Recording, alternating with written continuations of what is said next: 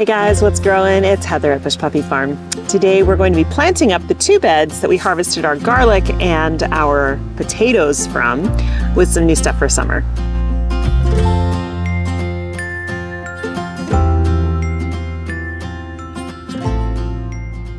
So, like you saw in the last video, we harvested potatoes and garlic, and now I have these 2 4x4 beds that need stuff in them. So I've got a whole selection of things. And first, what I did this morning was I went back to our compost pile that's been sitting kind of just dormant. It's finished. It was finished. Not everything in it had composted down. So like there's lots of twigs and stuff, and we've just been adding to it too. So what I did was I pulled off everything. I basically turned the whole pile, added water. It's got a few new greens in there, but I think it's mostly carbon. So I'm gonna have to start adding more greens. Anyway, at the bottom of that was a thick layer of finished compost. So I have that here, and that's gonna go in a small layer. You know, I'm gonna put some on top of these beds once I rake them out and get them ready. So that will be a nice nutritional layer for these seeds to germinate in. And I'm thrilled because it looks beautiful. There's some kind of millipede or something right there. But look at this. It's dark. I sifted all this. This was sifted through 1/8" mesh, so very fine mesh. So, you know, everything that sifted out, I put back on the compost pile because it was like twigs and things that will continue to break down.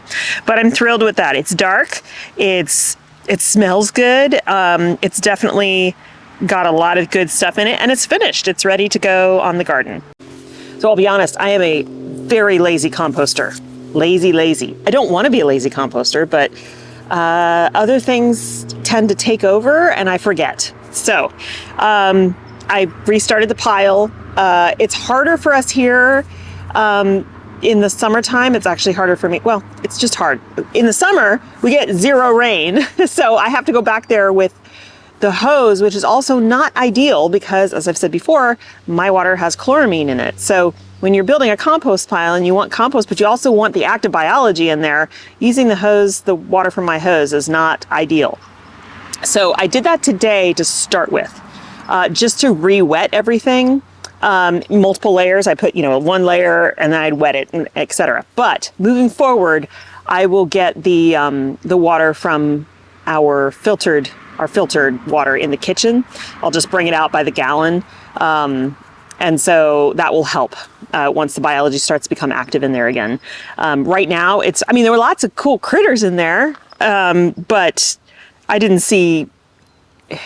It wasn't hot, and it didn't smell at all, which is good. You don't want your compost to smell, but it definitely wasn't an active pile. It was cold. It was like 70 degrees. So my compost pile is in the back part of my property on a slight slope.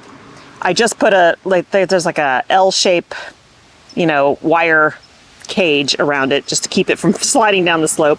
And it's in the shade.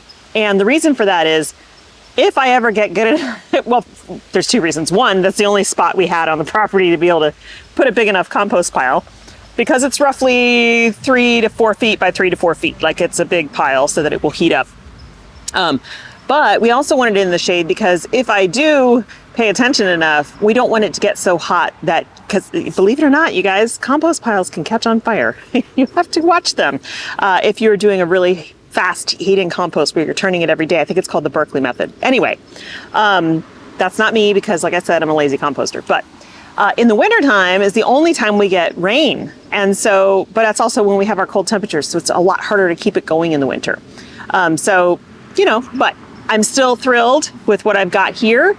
It's, like I said, it's fine. It's beautiful. It smells good. It smells like rich earth.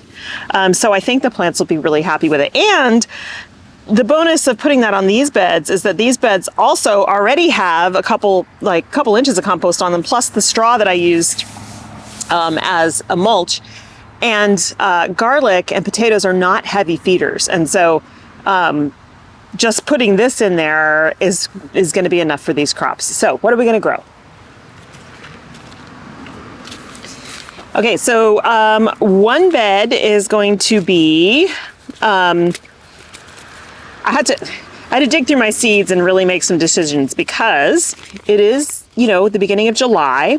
And although we don't get any cold weather until, I don't know, November, December, the days will get a lot shorter, right? So I wanted to look at things that had short day to harvest because it'll take longer at this point in the season. So like for instance, this is a melon. It's a hybrid specialty melon from Johnny's called Savor. And it says 78 days to maturity. Now, given that the days are starting to get shorter, that's probably going to be more like 85 days, right? So, then I project out like when I might be able to harvest this, and it's still going to be warm, so that's fine. But those are just things to keep in mind. So I don't have a huge selection here because it's also the time of year where I'm going to start pulling stuff up to put in like fall and winter crops. So, all right. So I have one bed is going to have 2 melons in it. That Savor one, and then one called Mini Cantaloupe. It's Sugar Cube. This thing is, it's very small. It's really fun. They call it personal size. It's only about this big and you could literally eat the whole thing. I grew this last year and I had a couple, ripen for me. They were super sweet. But I'm hoping to do better this year. So one bed is going to have those 2 melons in it, plus arugula and cilantro. And those two, I have 2 types here. This cilantro is called Calypso. It's from Burpee Seeds. There's no picture on it, but this is a slow bolt variety. So it can tolerate hotter temperatures, which is what I need here, because if we end up eventually getting a normal summer, we're going to be in the hundreds. And so once you get into the 90s, a lot of these things just bolt, a lot of the greens. So that's a slow bolt variety. So, and then the arugula I have is also a slow bolt variety. And so, yeah, so I'm going to plant those 2. Also, those are quick turnarounds. This is like 20 to 45 days, depending on the conditions, the arugula. And so I can harvest that and do repeated sowings around the melons. Okay, so in the other bed, I'm going to have 3 types of squash. I'll just put 3 mounds in here. I just can't get enough squash. So I'm growing again. This is already growing, I think, out at the farm, but this is the long white of Palermo squash. It was very prolific last year. Everything's so slow this year to start, so I don't know. Hopefully we'll get some. And then another early prolific, this is a straight neck yellow squash. And then I'm growing another winter squash. This is my very favorite. It's honey nut squash. If you've never had this, it's a mini butternut, but it is so sweet, and the texture is amazing. It's not watery, it has very little moisture in it like a butternut does. This is more like almost like sweet potato texture. It's amazing, and it makes beautiful velvety honey nut squash soup. It's so good. So I'm going to grow more of this. It's already elsewhere in the garden. This is 100 days. So I think we'll be good. And then of course, and so around those squashes, those hills of squashes, I'm planting a salad bowl lettuce blend. This is also slow to bolt. And so I'll just do multiple successions. We'll harvest and keep planting lettuce around them. And then around the edges of both beds, like I always do, is nasturtium, because this guy is such a great trap crop. And look how pretty. This is the Fiesta blend. They're super easy to sow, really large seeds. And I've got some growing around these other beds. It's a great companion plant, and they're edible. You can put them in your salads. They're very peppery. They're zingy. I love them. So that's what we're going to be doing. First thing I'm going to do is take the irrigation off these beds and rake them flat, and then I'm going to add the compost, rake that out, and then I will start planting.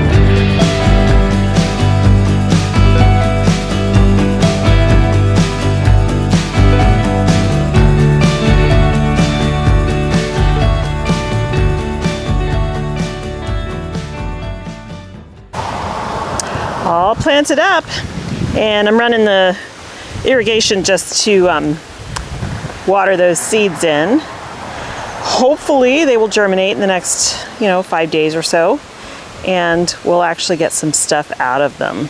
But at least these beds won't be sitting empty. So another one of my jobs today is to come through here. My husband came and did some work, and I need to clean it up. This hedge that grows along the fence, totally encroaches through the fence. So he came through with the trimmers and got it all, but I need to pick all that stuff up.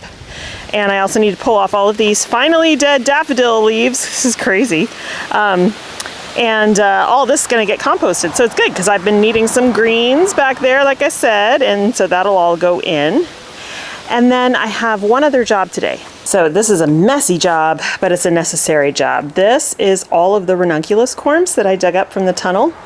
And you can see, so they're all dried out now, which is great.